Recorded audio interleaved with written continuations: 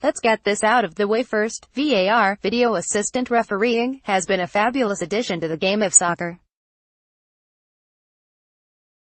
In the 2018 World Cup, the availability of replay has done nothing but improve the ability of referees to correctly officiate the game, providing an outlet for mistakes to be corrected.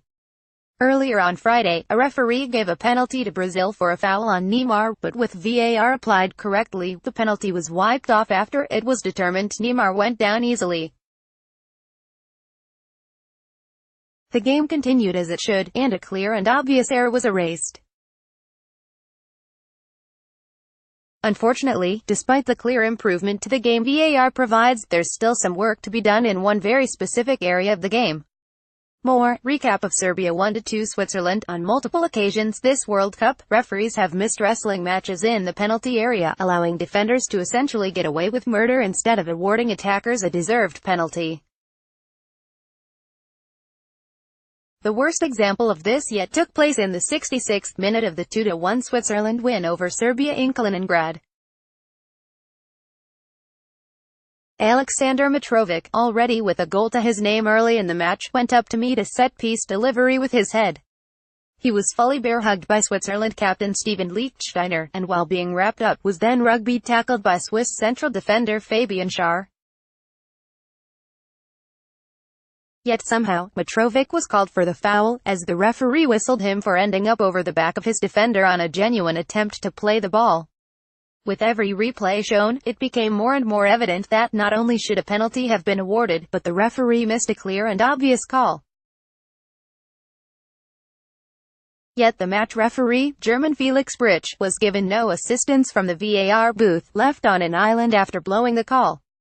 There have been so many instances of this throughout the tournament, despite a public directive reportedly given by FIFA to referees asking them to crack down on physical play in the box, according to Fox Rules analyst Drive. Joe Macknick.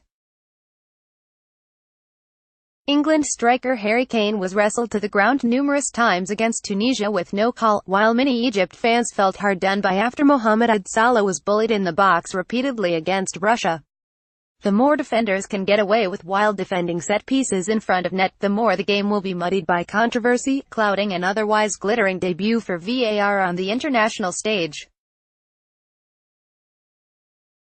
That's frustrating. Follow at _bonfire. Many of the favorites in the 2018 World Cup have disappointed, but until Argentina fell 3-0 to Croatia on Thursday, Germany was the only one to suffer a defeat. More, latest 2018 World Cup news. Die Mannschaft fell to Mexico in their opening match, with El Tri carving up the German midfield on the counter. Now, Joachim Low has had ample time to make the adjustments needed to go for a victory as the Germans take on Sweden as they chase a spot in the knockout stages among Group F. Meanwhile, Mexico looks to prove they're not a one-hit wonder as they take on South Korea in Rostov. Juan Carlos Osorio has received plenty of praise, and rightly so, for his tactics in the upset victory, and that leaves El Tri with a chance to clinch a spot in the knockout stage with a win.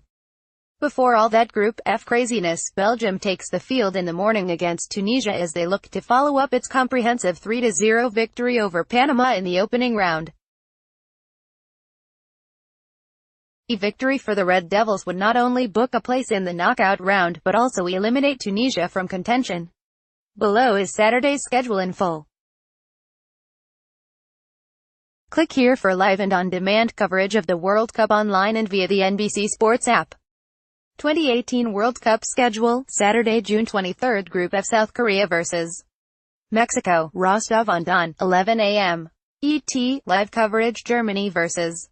Sweden, Sochi, 2 p.m. ET, live coverage, Group G, Belgium vs. Tunisia, Moscow, 8 a.m.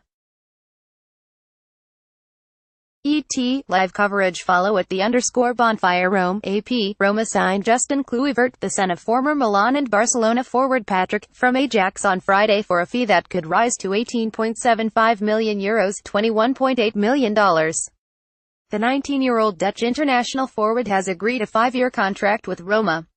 "I'm very happy. I'm at an incredible club," Kluivert said. "I cannot wait to start. I believe that Roma is the ideal team for my growth, which will allow me to play at the highest levels. Kluivert Jr. made 56 appearances and scored 13 goals for Ajax. He has one cap for the Netherlands. He joins Roma for an initial €17.25 million, $20.1 million, and performance-related clauses could see the price rise by €1.5 million. The Ricketts family, who purchased a controlling stake in the Chicago Cubs back in 2009, have interest in further pursuing ownership in financially troubled Italian club AC Milan. According to a family statement, the Ricketts family brought a championship to the Chicago Cubs through long-term investment and being great stewards of the team. They would bring this same approach to AC Milan. First reported by the Chicago Tribune, the news of the Tom Ricketts' interest in the team comes on the heels of news that current owner Lee Young-hong had failed to meet a Friday deadline for a $37 million loan payment. According to reports, the missed payment means that Lee will cede control of the club to Elliott Management, who loaned the Chinese businessman the money to complete his initial purchase of the club last April. The Chicago Sun-Times also reported the family's interest in the club, and quoted their source as saying, "The Ricketts put together the management team, resources and training facilities for the Cubs. They did everything you need top to bottom to be successful." Ricketts has plenty of history in soccer ownership, having previously been a part of the group that owned English club Derby County before selling back in 2015. This May, Ricketts also announced he was leading an investment group that is looking to bring a USL expansion team to Chicago. Forbes values AC Milan at $612 million, a massive 26% one-year decline, and ranks them the 17th most valuable soccer club in the world. That valuation could be further on the decline, as the storied club missed out on Champions League qualification for the fifth straight year, although they qualified for their second straight Europa League appearance with sixth-place finish in last year's Serie A table, 8 points behind Lazio in fifth.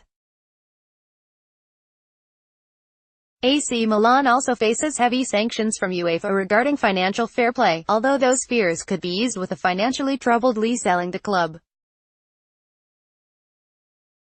The Ricketts family's wealth comes largely from investment banking, with Tom's father J.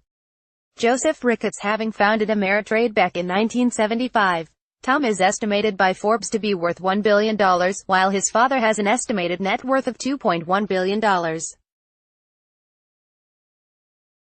Follow at _bonfire a seemingly innocuous goal celebration performed by both Granit Xhaka and Xherdan Shaqiri has thinly veiled, politically charged undertones, and could potentially land the pair in FIFA disciplinary proceedings following Switzerland's 2-1 win over Serbia. Both displayed a bird hand signal as they celebrated scoring goals, and considering their pre-match comments, post-match social media posts, and ethnic backgrounds, those were clearly meant to represent the double eagle symbol in the middle of the Albanian flag. This is a complicated political scenario, but it could be considered by FIFA to be politically provocative. Shaqiri is Albanian, born in Kosovo before moving to Switzerland with his parents and 3 siblings when he was just a year old. Kosovo declared its independence from Serbia in 2008 and is not recognized as a sovereign nation by Serbia. Xhaka is of Albanian descent, and his father previously participated in a demonstration against the communist Yugoslavian rule in Kosovo that landed him a lengthy jail sentence. Albania and Serbia have a particularly tumultuous relationship, with their leaders meeting for the first time in over 60 years in 2014, which caused tempers to flare. Following the match, Xhaka posted a picture of his celebration on his Instagram story, with the caption in Albanian roughly translated to, "Here you go Serbia, this is why they call me Granit Kosovo." He deleted the post, and replaced it with an image of his celebration side by side with Shaqiri's, with the slightly more cryptic caption, "We did it, bro," in English. FIFA is wildly against any type of political demonstration or involvement in the world of soccer. The governing body has punished individual nation federations in the past for government involvement, while political demonstrations on the field are fiercely frowned upon.